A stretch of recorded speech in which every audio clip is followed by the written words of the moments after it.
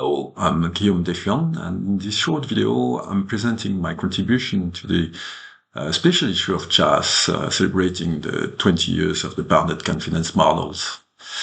But first, a word about these bounded confidence models, because as you may know, 20 years ago, I was working on one of the first versions of these models together with Gérard Reisbusch and others. And by the way, recently I came back to work on these models, and I find it very surprising that there is still research to be done on these models 20 years later.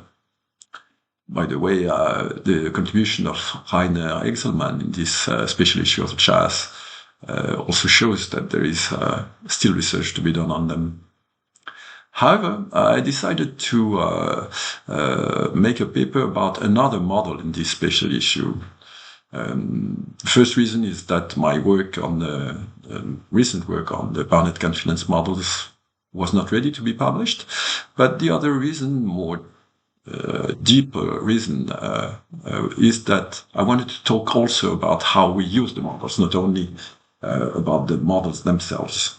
And this is why I chose to present a paper about not a new model as well, because this other model, we started to work on it with Sylvie Huet and Timoteo Carletti 10 years ago, about 10 years ago.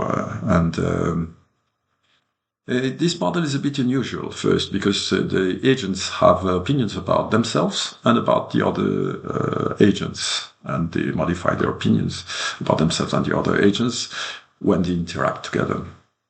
And very rapidly we found interesting patterns from the simulations of these models. But it took us a long time to understand how this pattern emerged. And this is only 2 or 3 years ago that we began to have a very good understanding of what was going on.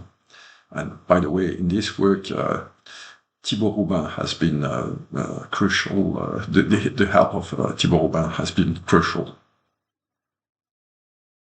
So the understanding of these patterns rely on the discovery of biases on the self-opinion and on the opinion about the others.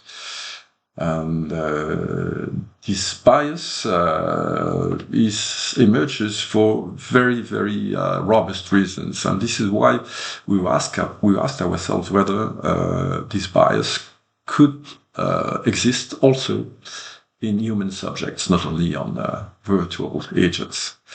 And with the help of social psychologists, Serge Guimond and Armel Nugier, we designed and performed an experiment with human subjects. And the experiment confirmed the existence of this bias in human subjects. And I should specify that this bias had not been detected by social psychologists previously. It's kind of new bias, if you will. So, to summarize, here there is something new, or possibly new, in the use of agent-based model in discovering of social phenomenon, social cognitive phenomenon that had been overlooked previously. And this is the agent model that allowed us to detect it, and then to imagine an experiment allowing us to detect it in human subjects.